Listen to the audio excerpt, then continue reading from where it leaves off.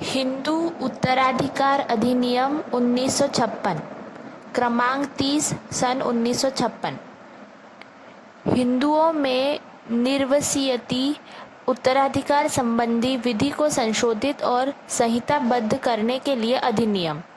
भारत गणराज्य के 7वें वर्ष में संसद द्वारा निम्नलिखित रूप में यह अधिनियमित हो। अध्याय 1 प्रारंभिक। पहला, संक्षिप्त नाम और विस्तार। यह अधिनियम हिंदू उत्तराधिकार अधिनियम 1956 कहा जा सकेगा।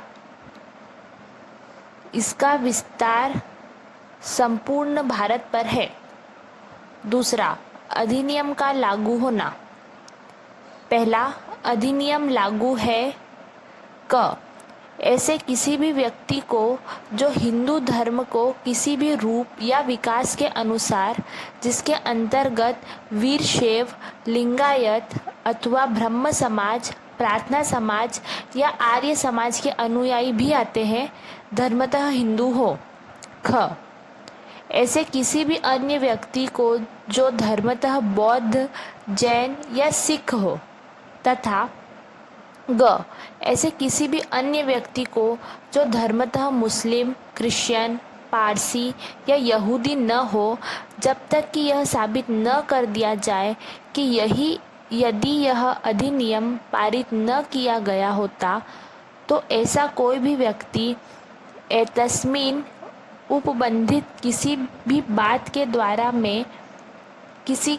के बारे में हिंदू विधि या उस विधि के भाग रूप किसी रूढ़ि या प्रथा द्वारा शासित न होता। स्पष्टीकरण।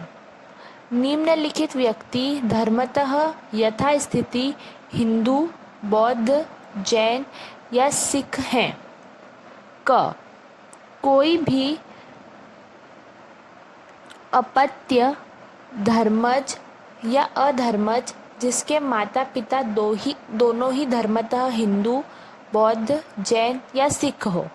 ख कोई भी अपत्य धर्मज या अधर्मज जिसके माता पिता में से कोई एक धर्मतः हिंदू, बौद्ध, जैन या सिख हो और जो उस जनजाति, समुदाय, समूह या कुटुंब के सदस्य के रूप में पला हो जिसका वह माता या पिता सदस्य है या था। ग कोई भी ऐसा व्यक्ति जो हिंदू, बौद्ध, जैन या सिख धर्म से सपरिवर्तित या प्रति सपरिवर्तित हो गया हो। दूसरा, उपधारा 1 में अंतर्विष्ट किसी बात के होते हुए भी इस अधिनियम में अंतर्विष्ट कोई भी बात किसी ऐसी जनजाति के सदस्यों को जो संविधान के अनुच्छेद 366 के खंड 25 के अर्थ के अंतर्गत अनुसूचित जनजाति हो, लागू न होगी जब तक कि केंद्रीय सरकार शासकीय राजपत्र में अधिसूचना द्वारा अन्यथा निर्दिष्ट न करे। तीसरा, इस अधिनियम के किसी भी प्रभाग में आए हुए हिंदू पद का ऐसा अर्थ लगाया जाएगा मानो उसके अंतर्गत ऐसा व्यक्ति हो जो यद्यपि धर्मतः हिंदू नहीं है तथापि ऐसा व्यक्ति है जिसे यह अधिनियम इस धारा में अंतर्विष्ट उपबंधों के आधार पर लागू होता है। टिप्पणी। पेंशन हककारी अर्जीकार क्रमांक 1 मृत कर्मचारी की दूसरी पत्नी है। अर्जीदार एवं मृत कर्मचारी गोंड समुदाय से हैं जो अनुसूचित जाति है। हिंदू विवाह अधिनियम 1955 और हिंदू उत्तराधिकार अधिनियम 1956 गोंड समुदाय को लागू नहीं। अर्जीकार क्रमांक 1 मृत कर्मचारी की विधवा होने के नाते और शेष अर्जीदार मृत कर्मचारी के बच्चे होने के नाते सिविल सेवा पेंशन नियम 1972 के अनुसार पेंशन पाने के हकदार है। सोनाबाई मरावी और अन्य बनाम केंद्रीय औद्योगिक सुरक्षा बल और अन्य 2016। तीसरा, परिभाषाएं और निर्वचन। पहला, इस अधिनियम में जब तक कि संदर्भ से अन्यथा अपेक्षित न हो। क, गोत्रज। एक व्यक्ति दूसरे का गोत्रज कहा जाता है यदि वे दोनों केवल पुरुष के माध्यम से रक्त या दत्तक द्वारा एक दूसरे से संबंधित हो। ख, अलीय संतान विधि से वह विधि पद्धति अभिप्रेत है जो ऐसे व्यक्ति को लागू है जो यदि अधिनियम पारित न किया गया होता तो मद्रास अलीय संतान एक्ट 1949 द्वारा या रूढ़िगत अलीय संतान विधि द्वारा उन विषयों के बारे में शासित होता जिनके लिए इस अधिनियम में उपबंध किया गया है। ग, बंधु। एक व्यक्ति दूसरे का बंधु कहा जाता है यदि वे दोनों रक्त या दत्तक द्वारा एक दूसरे से संबंधित हो किंतु केवल पुरुष के माध्यम से नहीं। घ, रूढ़ि और प्रथा। पद ऐसे किसी भी नियम का संज्ञान कराते हैं जिसने दीर्घ काल तक निरंतर और एक रूपता से अनुपालित किए जाने के कारण किसी स्थानीय क्षेत्र, जनजाति, समुदाय, समूह या कुटुंब के हिंदुओं में विधि का बल अभिप्राप्त कर लिया हो, परंतु यह तब जबकि नियम निश्चित हो और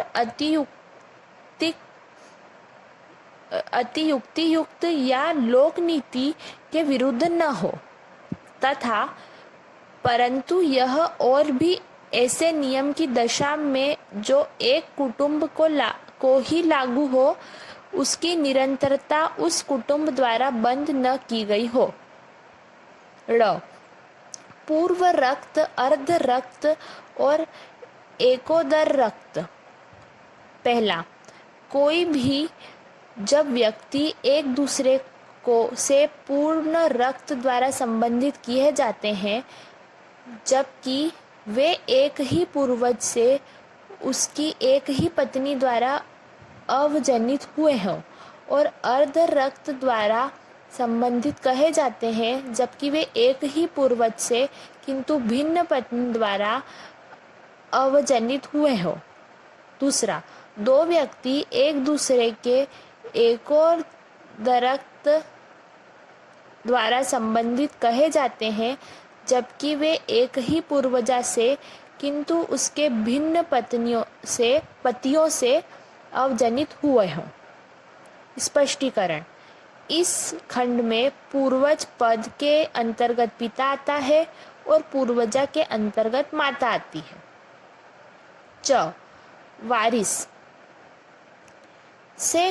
वारिस से ऐसा कोई भी व्यक्ति अभिप्रेरित है जो चाहे वह पुरुष हो या नारी, जो निर्वसियत की संपत्ति का उत्तराधिकारी होने का इस नियम के अधीन हकदार है। 6, निर्वसियत। कोई व्यक्ति चाहे पुरुष हो या नारी जिसने किसी संपत्ति के बारे में ऐसा वसीयता व्ययन न किया हो जो प्रभावशाली होने के योग्य हो, वह उस संपत्ति के विषय में निर्वसियत मरा समझा जाता है। ज, मरुमक्कतायम विधि से विधि की वह पद्धति अभिप्रेरित है जो उन व्यक्तियों को लागू है। क, जो यदि यह अधिनियम पारित न हुआ होता तो मद्रास मरुमक्कतायम एक्ट 1932, मद्रास अधिनियम 1932 का 22, ट्रावंकोर नायर एक्ट 1100 के का 2, ट्रावंकोर ईश्वा एक्ट 1100 के का 3, 1100 के का 7, ट्रावंकोर नाड वेल्लाल एक्ट 1101 के का 4, ट्रावंकोर क्षत्रिय एक्ट 1108 के का 7, ट्रावंकोर कृष्णव का मरुमक्कताई एक्ट 1115 के का 7, कोचीन मरुमक्कातम एक्ट 1113 के 33 या कोचीन नायर एक्ट 1113 के का 29 द्वारा उन विषयों के बारे में शासित होते जिनके लिए इस अधिनियम द्वारा उपबंध किया गया है, अथवा ख जो ऐसे समुदाय के हैं जिसके सदस्य अधिकतर ट्रावंकोर, कोचीन या मद्रास राज्य में अधिवासी है, और यदि यह अधिनियम पारित न हुआ होता तो उन विषयों के बारे में जिनके लिए इस अधिनियम द्वारा उपबंध किया गया है विरासत की ऐसी पद्धति द्वारा शासित होते जिसमें नारी परंपरा के माध्यम से अवजनन गिना जाता है, किंतु इसके अंतर्गत अलीय संतान विधि नहीं होती। झ नंबूदिरी विधि। नंबूदिरी विधि से विधि की वह पद्धति अभिप्रेत है जो उन व्यक्तियों को लागू होती है यदि वह अधिनियम पारित न किया गया होता तो मद्रास नंबूदिरी एक्ट 1932, मद्रास अधिनियम 1933 का 21, कोचीन नंबूदिरी एक्ट 1113 का 17 या ट्रावंकोर मल्लायल ब्राह्मण एक्ट द्वारा उन विषयों के बारे में शासित होते जिनके लिए इस अधिनियम में उपबंध किया गया है। संबंधित से अभिप्रेत है धर्मज द्वारा संबंधित, परंतु अधर्मज अपत्य अपनी माता से और परस्पर एक दूसरे से संबंधित समझे जाएंगे और उनके धर्मज वंशज उनसे और परस्पर एक दूसरे से संबंधित समझे जाएंगे, और किसी भी ऐसे शब्द का जो संबंध को अभिव्यक्त करे या संबंधी को घोषित करे तद अनुसार अर्थ लगाया जाएगा। दूसरा, इस अधिनियम में जब तक कि संदर्भ से अन्यथा अपेक्षित न हो पुल्लिंग संकेत वाले शब्दों के अंतर्गत नारियां न समझी जाएंगी। चौथा, अधिनियम का अध्यारोही प्रभाव। पहला, इस अधिनियम में अभिव्यक्ततः उपबंधित के सिवाय क हिंदू विधि का कोई ऐसा शास्त्र, वाक्य, नियम या निर्वचन या उस विधि की भाग रूप कोई रूढ़ी या प्रथा जो इस अधिनियम के प्रारंभ के अव्यवहित पूर्व प्रवृत्त रही हो, ऐसे किसी भी विषय के बारे में जिसके लिए इस अधिनियम में उपबंध किया गया है प्रभावहीन हो जाएगी। ख इस अधिनियम के प्रारंभ में अव्यवहित पूर्व प्रवृत्त किसी भी अन्य विधि का हिंदुओं को लागू होना वहाँ तक बंद हो जाएगा जहाँ तक कि वह इस अधिनियम में अंतर्विष्ट उपबंधों में से किसी से भी असंगत हो। अध्याय 1 समाप्त। अध्याय 2 निर्वसीयती उत्तराधिकार साधारण। 5 अधिनियम का कुछ संपत्तियों को लागू न होना। यह अधिनियम निम्नलिखित को लागू न होगा। पहला, ऐसी किसी संपत्ति को जिसके लिए उत्तराधिकार विशेष विवाह अधिनियम 1954 की धारा 21 में अंतर्विष्ट उपबंधों के कारण भारतीय उत्तराधिकार नियम 1925 द्वारा विनियमित होता है। दूसरा, ऐसी किसी संपदा को जो किसी देश राज्य के शासक द्वारा भारत सरकार से की गई किसी प्रसंविदा या करार के निबंधों द्वारा या इस अधिनियम के प्रारंभ से पूर्व पारित किसी अधिनियमिति के निबंधनों द्वारा किसी एकल वारिस को अवजनित हुई है। तीसरा, विलियमसन तंबुरान कोवी लगम संपदा और पैलेस फंड की जो कि महाराजा कोचिन द्वारा 29 जून 1949 को प्रख्यात उद्घोषणा द्वारा प्रदत्त शक्तियों के आधार पर पैलेस एडमिनिस्ट्रेशन बोर्ड द्वारा प्रशासित है।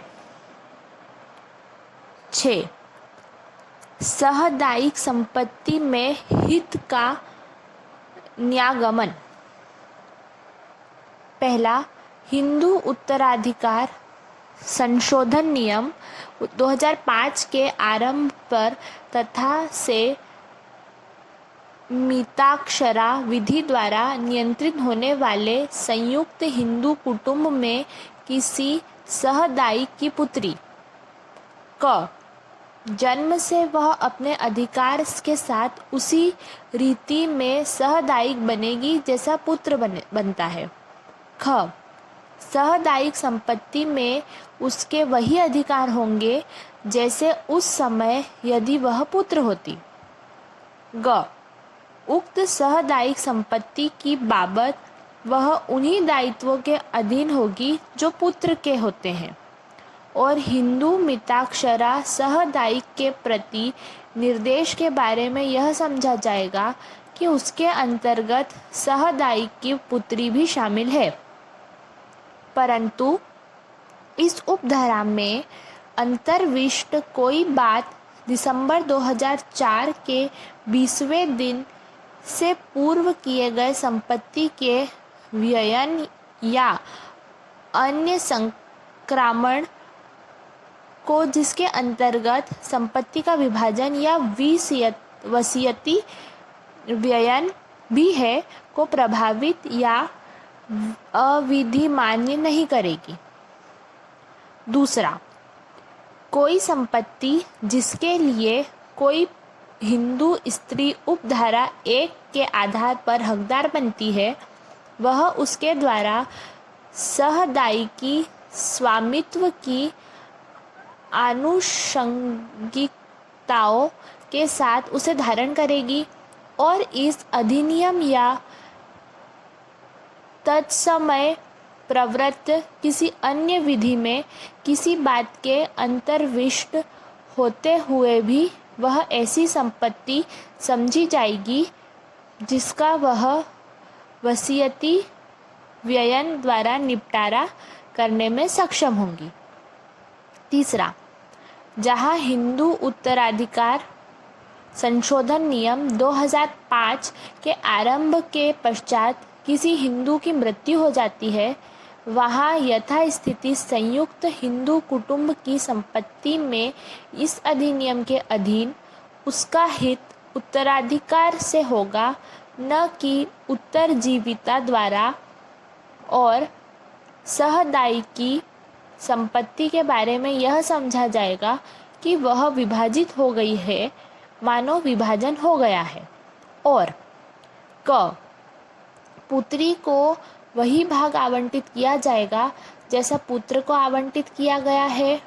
ख पूर्व मृत पुत्र या पूर्व मृत पुत्री का भाग जिसे वे उस समय पाते यदि विभाजन के समय जीवित रहते ऐसे पूर्व मृत पुत्र या ऐसे पूर्व मृत पुत्री के जीवित बच्चों को आवंटित किया जाएगा।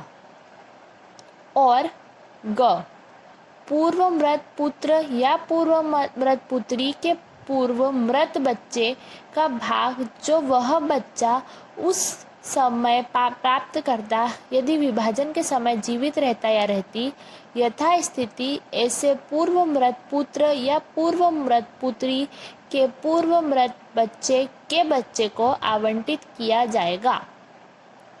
स्पष्टीकरण। इस उपधारा के प्रयोजनों के लिए हिंदू मिताक्षरा सहदायिकी का हित संपत्ति में उसके उस भाग के रूप में समझा जाएगा जो उसे उस समय आवंटित किया जाता यदि संपत्ति का विभाजन इस बात पर ध्यान दिए बिना कि वह ऐसे विभाजन का दावा करने का हकदार था या नहीं उसकी मृत्यु के ठीक पूर्व हो जाता। 4.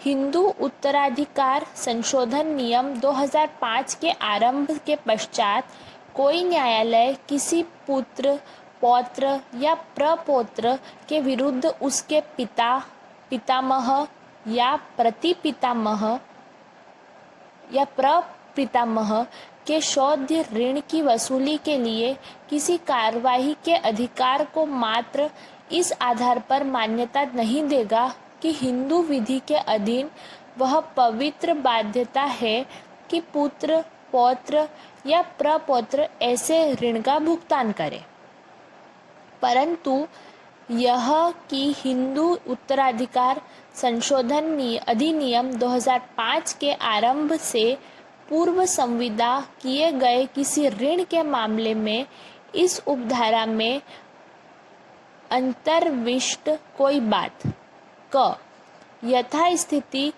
पुत्र, पौत्र या प्रपौत्र के विरुद्ध किसी से लेनदार द्वारा की जाने वाली कार्यवाही के अधिकार को प्रभावित नहीं करेगी, या ख ऐसे किसी ऋण को चुकाने के लिए या उसकी बाबत किए गए किसी अन्य संक्रामण को प्रभावित नहीं करेगी और ऐसे अधिकार या अन्य संक्रामण पवित्र बाध्यता के नियम के अधीन उसी प्रकार और उसी विस्तार तथा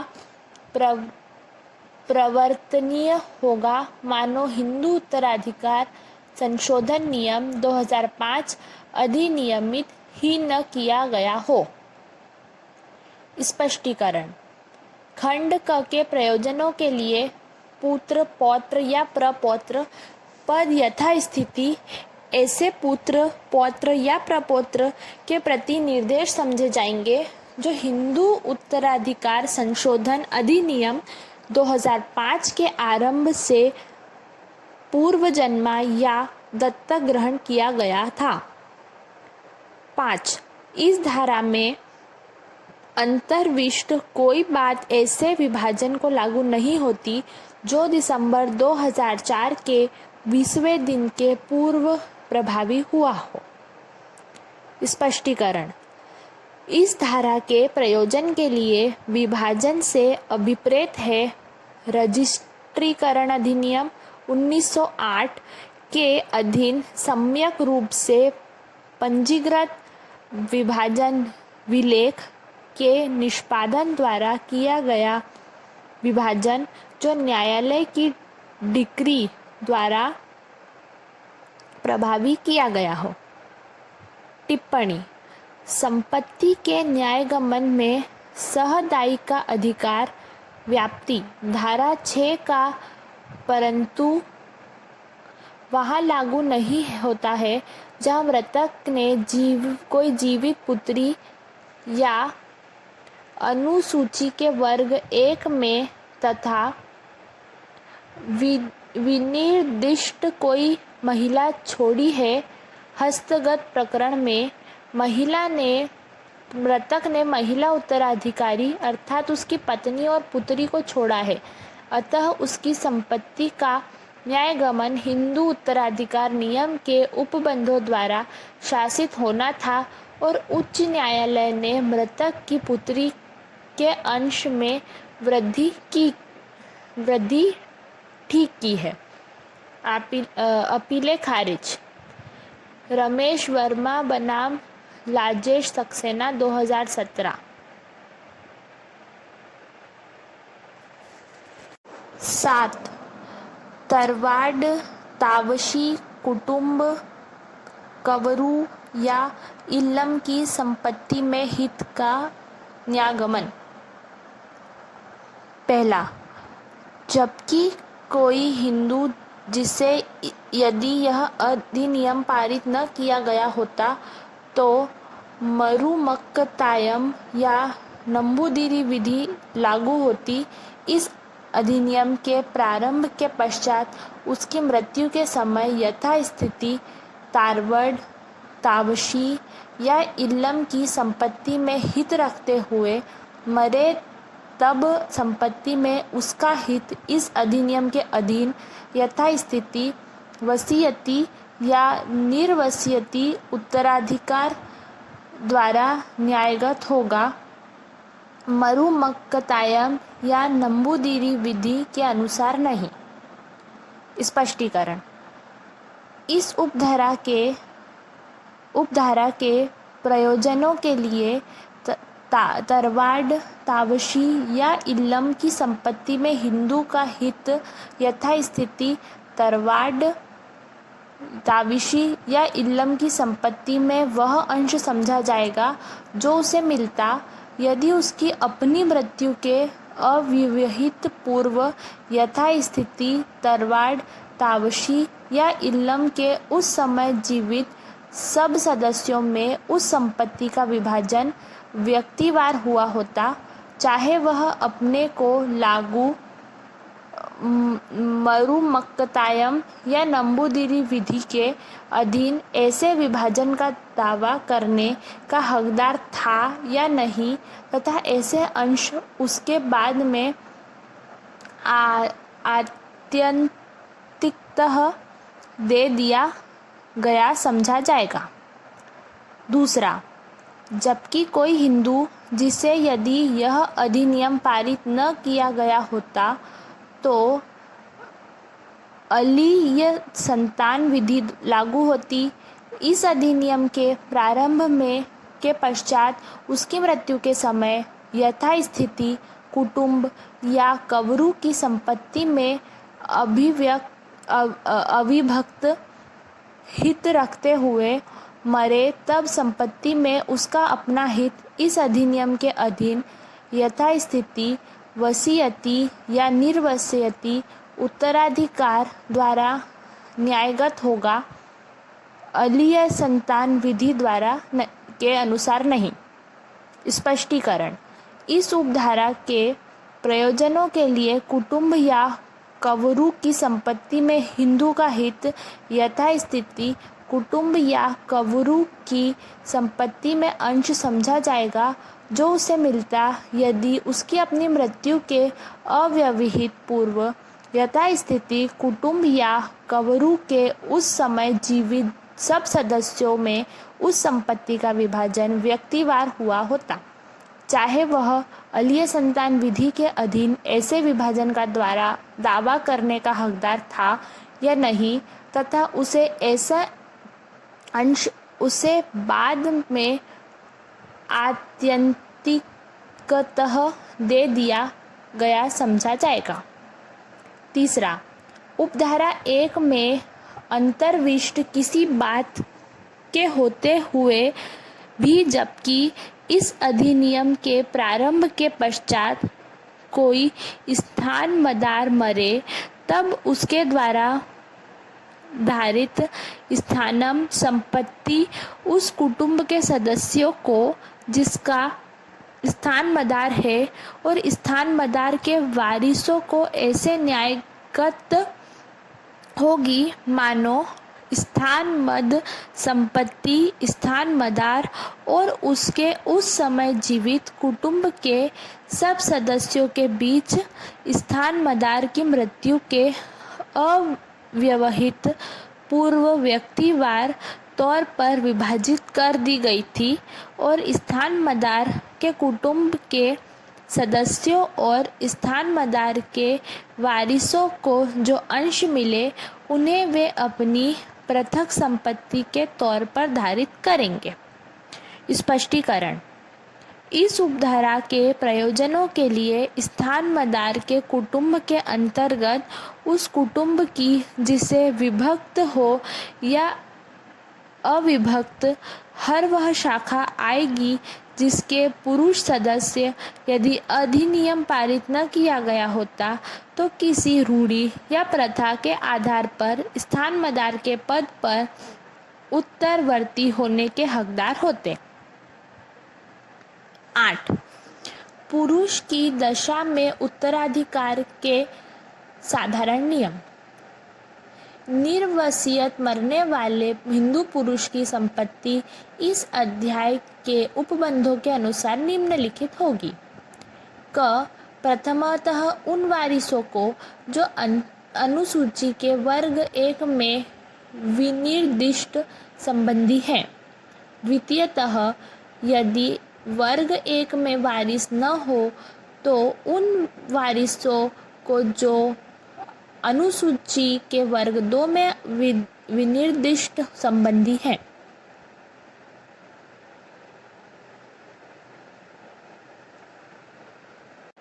तृतीयतः यदि दोनों वर्गों में किसी में का कोई वारिस न हो तो मृतक के गोत्रजों को, तथा अंततः यदि कोई गोत्रज न हो तो मृतक के बंधुओं को। 9. अनुसूची में के वारिसों के बीच उत्तराधिकार का क्रम। अनुसूची में विनिर्दिष्ट वारिसों में के वर्ग 1 के वारिस एक साथ और अन्य सब वारिसों का अपवर्जन करते हुए अंशभागी होंगे। वर्ग 2 में की पहली प्रविष्टि में के वारिसों को दूसरी प्रविष्टि में के वारिसों की अपेक्षा अधिमान प्राप्त होगा। दूसरी प्रविष्टि में के वारिसों को तीसरी प्रविष्टि में के वारिसों की अपेक्षा अधिमान प्राप्त होगा और इसी प्रकार आगे क्रम में अधिमान प्राप्त होगा। 10. अनुसूची के वर्ग 1 में के वारिसों की संपत्ति का विवरण। निर्वसित की संपत्ति अनुसूची के वर्ग 1 में के वारिसों में निम्नलिखित नियमों के अनुसार विभाजित की जाएगी। नियम 1. निर्वसियत की विधवा को या यदि एक से अधिक विधवाएं हो तो सब विधवाओं को मिलाकर एक अंश मिलेगा। नियम 2. निर्वसियत के उत्तरजीवी पुत्रों और पुत्रियों और माता हर एक को एक एक अंश मिलेगा। 3. निर्वसियत के हर एक पूर्व मृत पुत्र की या हर एक पूर्व मृत पुत्री की शाखा में के सब वारिसों को मिलाकर एक अंश मिलेगा। नियम 4. नियम 3 में निर्दिष्ट अंश का वितरण। पहला, पूर्व मृत पुत्र की शाखा में के वारिसों के बीच ऐसा किया जाएगा कि उसकी अपनी विधवा को या सब विधवाओं को मिलाकर और उत्तरजीवी पुत्रों और पुत्रियों को बराबर भाग प्राप्त हो और उसके पूर्व मृत पुत्रों की शाखा को वही भाग प्राप्त हो। दूसरा, पूर्व मृत पुत्री की शाखा में के वारिसों के बीच ऐसा किया जाएगा कि उत्तरजीवी पुत्रों और पुत्रियों को बराबर भाग प्राप्त हो। 11. अनुसूची के वर्ग 2 में के वारिसों में संपत्ति का वितरण। अनुसूची के वर्ग 2 में के किसी एक प्रविष्टि के विनिर्दिष्ट वारिसों के बीच निर्वसियत की संपत्ति ऐसे विभाजित की जाएगी कि उन्हें बराबर अंश मिले। 12. गोत्रजों और बंधुओं में उत्तराधिकार का नियम। गोत्रजों या बंधुओं में यथास्थिति उत्तराधिकार का क्रम यहाँ नीचे दिए गए अधिमान के नियमों के अनुसार अवधारित किया जाएगा। नियम 1, 2 वारिसों में से उसे अधिमान प्राप्त होगा जिसकी ऊपरली और की 2 डिग्रियां अपेक्षाकृत कम हो या हो ही नहीं। नियम 2, जहाँ की ऊपरली और की डिग्रियों की संख्या एक समान हो या हो ही नहीं, उस वारिस को अधिमान प्राप्त होगा जिसकी निचली और की डिग्रियां अपेक्षाकृत कम हो या हो ही नहीं। नियम 3, जहाँ की नियम 1 या नियम 2 के अधीन कोई सा भी वारिस दूसरे से अधिमान का हकदार न हो, वहाँ दोनों साथ साथ अंशभागी होंगे। 13, डिग्रियों की सगणना। पहला, गोत्रजों या बंधुओं के बीच उत्तराधिकार नियम के अवधारण के प्रयोजन के लिए निर्वसीयत से यथास्थिति ऊपरली डिग्री या निचली डिग्री या दोनों के अनुसार वारिस के संबंध में सगणना की जाएगी। दूसरा, ऊपरली डिग्री और निचली डिग्री की सगणना निर्वसीयत को गिनते हुए की जाएगी। तीसरा, हर पीढ़ी 1 डिग्री गठित करती है, चाहे ऊपरली चाहे निचली। 14, हिंदू नारी की संपत्ति उसकी आत्यंतिकतः अपनी संपत्ति होगी। पहला, हिंदू नारी के कब्जे में कोई भी संपत्ति, चाहे वह उस अधिनियम के प्रारंभ से पूर्व या पश्चात अर्जित की गई हो, उसके द्वारा पूर्ण स्वामी के तौर पर न कि परिसीमित स्वामी के तौर पर धारित की जाएगी। स्पष्टीकरण। इस उपधारा में संपत्ति के अंतर्गत वह जंगम और स्थावर संपत्ति आती है जो हिंदू नारी ने विरासत द्वारा अथवा वसीयत द्वारा अथवा विभाजन में अथवा भरण पोषण के या भरण पोषण की बकाया के बदले में अथवा अपने विवाह के पूर्व या विवाह के समय या पश्चात दान द्वारा किसी व्यक्ति से, चाहे वह संबंधी हो या न हो, अथवा अपने कौशल या परिश्रम द्वारा अथवा क्रय अथवा चीर भोग द्वारा अथवा किसी अन्य रीति से, चाहे वह कैसी ही क्यों न हो, अर्जित की हो, और ऐसी कोई संपत्ति भी जो इस अधिनियम के प्रारंभ से अव्यवहित पूर्व स्त्री धन के रूप में उसके द्वारा धारित थी। दूसरा, उपधारा 1 में अंतर्विष्ट कोई बात ऐसी किसी संपत्ति को लागू न होगी जो दान अथवा विल द्वारा या अन्य किसी लिखित के अधीन द्वारा अथवा सिविल न्यायालय की डिग्री का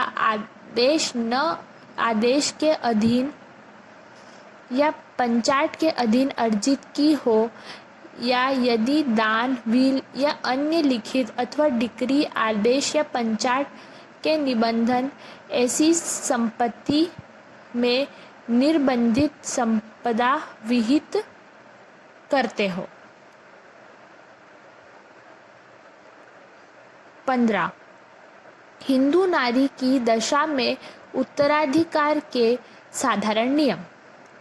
पहला, निर्वसीयत मरने वाली हिंदू नारी की संपत्ति धारा 16 में दिए गए नियमों के अनुसार निम्नलिखित में न्यागत होगी। क, प्रथमतः पुत्रों और पुत्रियों जिसके अंतर्गत किसी पूर्वमृत पुत्र या पुत्री के अपत्य भी हैं, और पति को। ख, द्वितीयतः पति के वारिसों को। ग, तृतीयतः माता और पिता को। घ, चतुर्थतः पिता के वारिसों को तथा ड़, अंततः माता के वारिसों को। दूसरा, उपधारा 1 में अंतर्विष्ट किसी बात के होते हुए भी क कोई संपत्ति उसकी विरासत हिंदू नारी को अपने पिता या माता से प्राप्त हुई हो, मृतक के पुत्र या पुत्री के, जिसके अंतर्गत किसी पूर्वमृत पुत्र या पुत्री के अपत्य भी आते हैं। अभाव में उपधारा 1 में निर्दिष्ट अन्य वारिसों को उसमें विनिर्दिष्ट क्रम से न्यायगत न होकर पिता के वारिस को न्यायगत होगी। तथा ख कोई संपत्ति जो हिंदू नारी को अपने पति या अपने श्वशुर से विरासत में प्राप्त हुई हो, मृतक के किसी पुत्र या पुत्री के अभाव में उपधारा 1 में निर्दिष्ट अन्य वारिसों को उसमें विनिर्दिष्ट क्रम से न्यायगत न होकर पति के वारिसों को न्यायगत होगी। 16 हिंदू नारी के वारिसों में उत्तराधिकार का क्रम और वितरण की रीति। धारा 15 में निर्दिष्ट वारिसों में उत्तराधिकार का क्रम और उन वारिसों में निर्वसियती की संपत्ति का वितरण निम्नलिखित नियमों के अनुसार होगा। अर्थात नियम 1, धारा 15 की उपधारा 1 में विनिर्दिष्ट वारिसों में से पहली प्रतिविष्टि में के वारिसों को किसी उत्तरवर्ती प्रतिविष्टि में के वारिसों की तुलना में अधिमान प्राप्त होगा और जो वारिस एक ही प्रतिविष्टि के अंतर्गत हो वे साथ साथ अंशभागी होंगे। नियम 2, यदि निर्वसियती का कोई पुत्र या अपने ही कोई अपत्य निर्वसियत की मृत्यु के समय जीवित छोड़कर निर्वसियत के पूर्व मर जाए तो ऐसे पुत्र या पुत्री के अपत्य परस्पर वह अंश लेंगे जिसे वह लेती यदि निर्वसियत की मृत्यु के समय ऐसा पुत्र या पुत्री जीवित होती। नियम 3, धारा 15 की उपधारा 1 के खंड ख, घ और ण में और उपधारा 2 में निर्विष्ट वारिसों के निर्वसियत की संपत्ति उसी क्रम में और उन्हीं नियमों के अनुसार न्यायगत होगी जो लागू होते यदि संपत्ति यथास्थिति पिता की या माता की या पति की होती और वह व्यक्ति निर्वसियत की मृत्यु के अव्यवहित पश्चात उस संपत्ति के बारे में वसीयत किए बिना मर गया होता। 17 मरुमक्कतायम और अलीय संतान विधियों द्वारा शासित व्यक्तियों के विषय में विशेष उपबंध। धाराओं 8, 10, 15 और 23 के उपबंध उन व्यक्तियों के संबंध में जो यदि यह अधिनियम पारित न किया गया होता तो मरुमक्कतायम विधि या अलीय संतान विधि द्वारा शासित होते, ऐसे प्रभावशाली होंगे मानो। पहला, धारा क के उपखंडों ग और घ के स्थान पर निम्नलिखित प्रतिस्थापित कर दिया गया हो, अर्थात ग तृतीयतः यदि दोनों वर्गों में किसी का कोई वारिस न हो तो उसके संबंधियों को, चाहे वे गोत्रज हो या बंधु हो। दूसरा, धारा 15 की उपधारा 1 के खंड क से लेकर ड़ तक के स्थान पर निम्नलिखित प्रतिस्थापित कर दिया गया हो, अर्थात क प्रथमतः पुत्र और पुत्रियों को और माता को, ख द्वितीयतः पति और पिता को, तृतीयतः माता और वारिसों को, माता के वारिसों को, घ चतुर्थतः पिता के वारिसों को, तथा ड़ अंततः पति के वारिसों को। तीसरा, धारा 15 की उपधारा 2 का खंड क लुप्त कर दिया गया हो। चौथा, धारा 23 लुप्त कर दी गई हो। उत्तराधिकार से संबंधित साधारण उपबंध। 18, पूर्ण रक्त के अर्ध रक्त का अधिमान प्राप्त है। पूर्ण रक्त को अर्ध रक्त पर अधिमान प्राप्त है। निर्वसियत के पूर्ण रक्त संबंध रखने वाले वारिसों के अर्ध रक्त संबंध रखने वाले वारिसों पर अधिमान प्राप्त होता है यदि उस संबंध की प्रकृति सब प्रकार से वही हो। 19, 2 या अधिक वारिसों के उत्तराधिकार का ढंग। यदि 2 या अधिक वारिस निर्वसियत की संपत्ति के एक साथ उत्तराधिकारी होते हैं तो वे संपत्ति को निम्नलिखित प्रकार से पाएंगे। क, इस अधिनियम में अभिव्यक्त तौर पर अन्यथा उपबंधित के सिवाय व्यक्तिवार न कि शाखावार आधार पर लेंगे। और ख, सामान्यिक अभिधारियों की हैसियत में न कि संयुक्त अभिधारियों की हैसियत में लेंगे। 20, गर्भ स्थित अपत्य का अधिकार।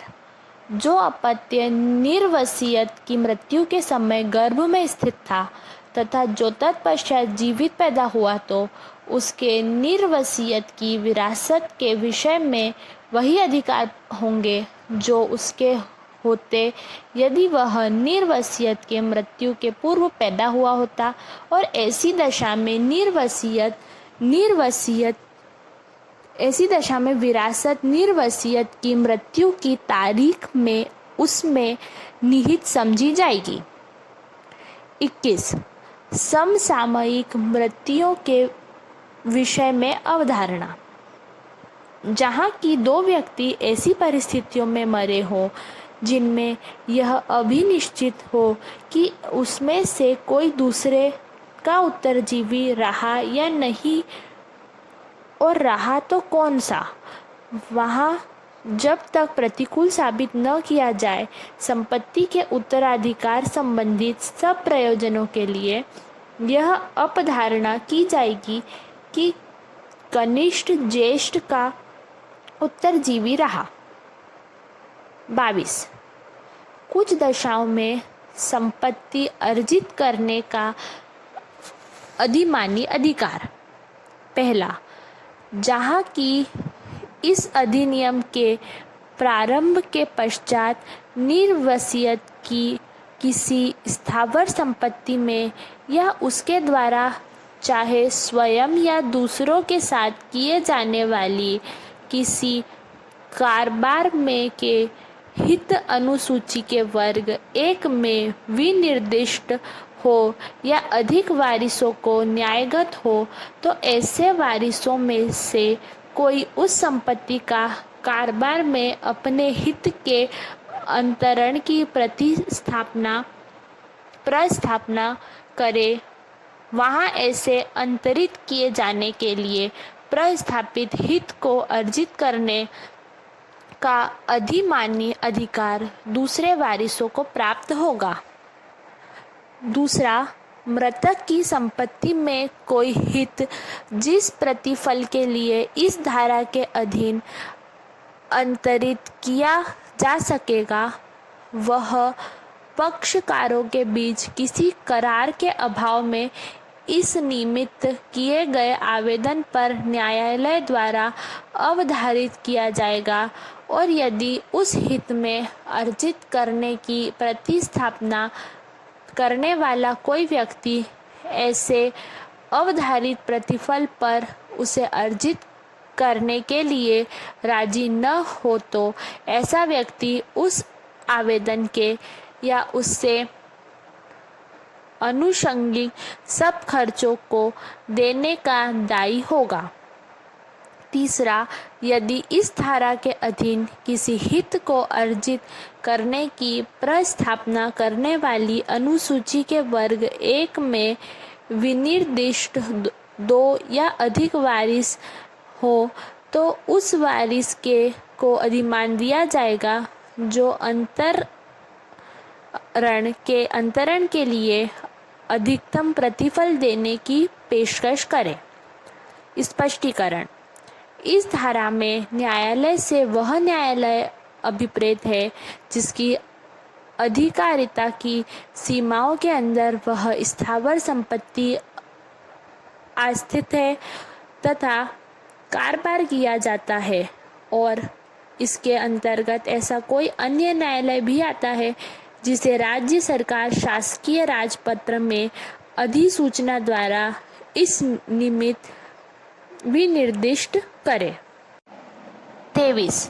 निवास गृह के बारे में विशेष उपबंध।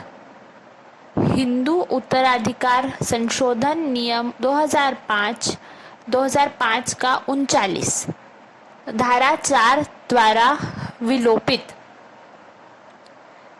24. पुनर्विवाह करने वाली कुछ विधवा होने के नाते विरासत प्राप्त न कर सकेगी। हिंदू उत्तराधिकार संशोधन अधिनियम 2005 धारा 5 द्वारा विलोपित। 25. हत्या करने वाला निर्हित होगा। जो व्यक्ति हत्या करता है या हत्या करने का दुष्प्रेरण करता है वह हत व्यक्ति की संपत्ति या किसी अन्य संपत्ति को जिसमें उत्तराधिकार को अग्रसर करने के लिए उसने हत्या की थी या हत्या करने का दुष्प्रेरण किया, विरासत में पाने से निरहित होगा। 26. संपरिवर्तितों के वंशज निरहित होंगे। जहाँ की कोई हिंदू इस अधिनियम के प्रारंभ के पूर्व या पश्चात धर्म संपरिवर्तित के कारण हिंदू न रह गया हो या न रहे, वहाँ ऐसे संपरिवर्तित के पश्चात पैदा हुए उसके अपत्य और उस अपत्य के वंशज अपने हिंदू संबंधियों में से किसी भी संपत्ति को विरासत में प्राप्त करने के निरहित होंगे, सिवाय जबकि ऐसा अपत्य या उस अपत्य के वंशज उस समय जबकि उत्तराधिकार खुले हिंदू हों।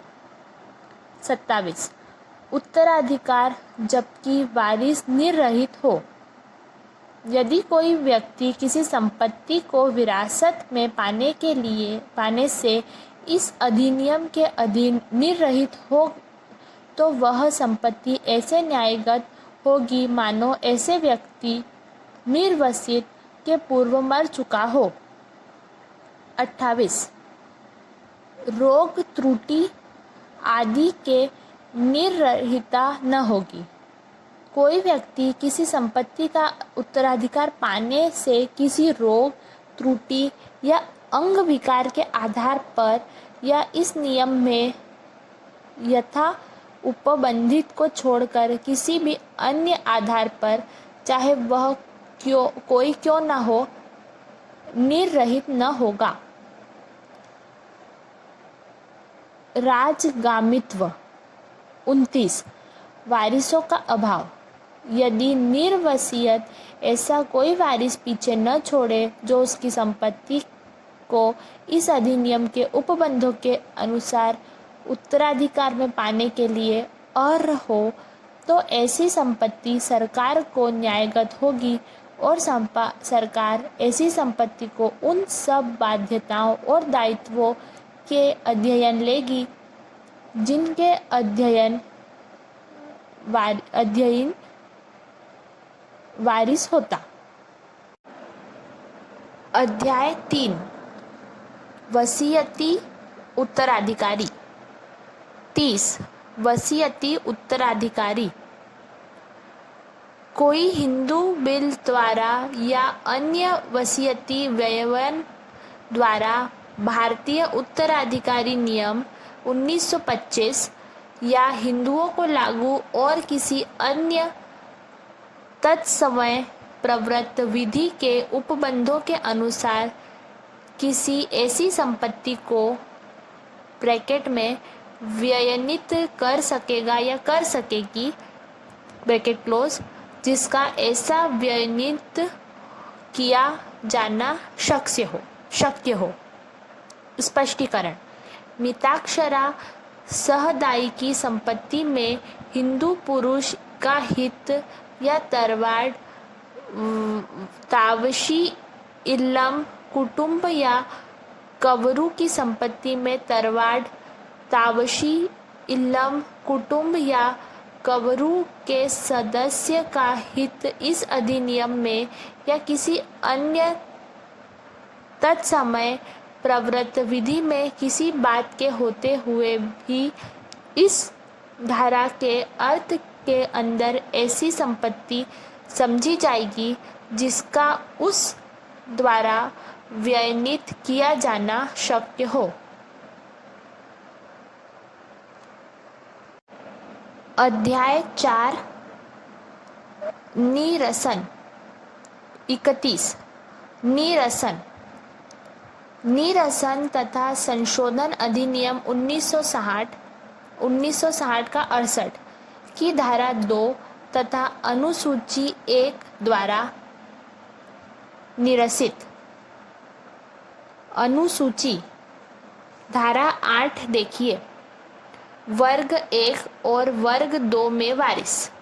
वर्ग 1 पुत्र, पुत्री, विधवा, माता, पूर्वव्रत पुत्र का पुत्र, पूर्वमृत पुत्र की पुत्री, पूर्वमृत पुत्री का पुत्र, पूर्वमृत पुत्री की पुत्री, पूर्वमृत पुत्री की पुत्र की विधवा, पूर्वमृत पुत्र के पूर्वमृत पुत्र का पुत्र, पूर्वमृत पुत्र के पूर्वमृत पुत्र की पुत्री, पूर्वमृत पुत्र के पूर्वमृत पुत्र की विधवा, पूर्वमृत पुत्री के की पूर्वमृत पुत्री का पुत्र, पूर्वमृत पुत्री की पूर्वमृत पुत्री की पुत्री,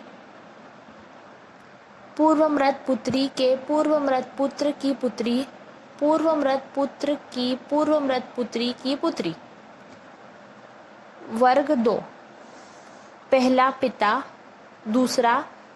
दूसरे में पहला पुत्र की पुत्री का पुत्र, दूसरा पुत्र की पुत्री की पुत्री, तीसरा भाई, चौथा बहन।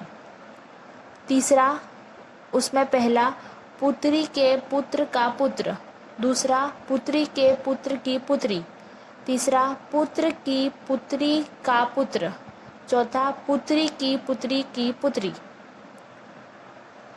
चौथा उसमें पहला भाई का पुत्र, दूसरा बहन की का पुत्र, तीसरा भाई की पुत्री, चौथा बहन की पुत्री। अगला पिता का पिता, कौमा पिता की माता। अगला पिता की विधवा, कौमा भाई की विधवा। अगला पिता का भाई, कौमा पिता की बहन। अगला माता का पिता, कौमा माता की माता। अगला माता का भाई, कौमा माता की बहन। स्पष्टीकरण। इस अनुसूची में भाई या बहन के प्रति निर्देशों के अंतर्गत उस भाई या बहन के प्रति निर्देश नहीं है जो केवल एकोदरक्त हो।